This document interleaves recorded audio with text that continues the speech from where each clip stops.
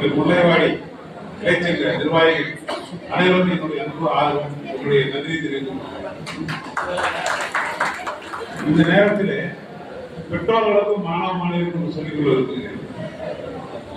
பெற்றோர்களே, இந்த பரீட்சை நேரம் வரை இருக்கிறது, காலாண்டு 3 ஆண்டு வரும்.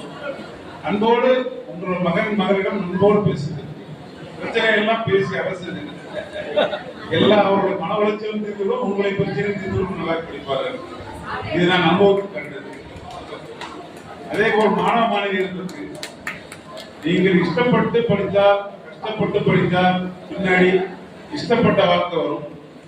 கஷ்டப்படாம இருந்தீங்கன்னா பின்னாடி இஷ்டப்பட்ட வாழ்க்கை கிடைக்காது.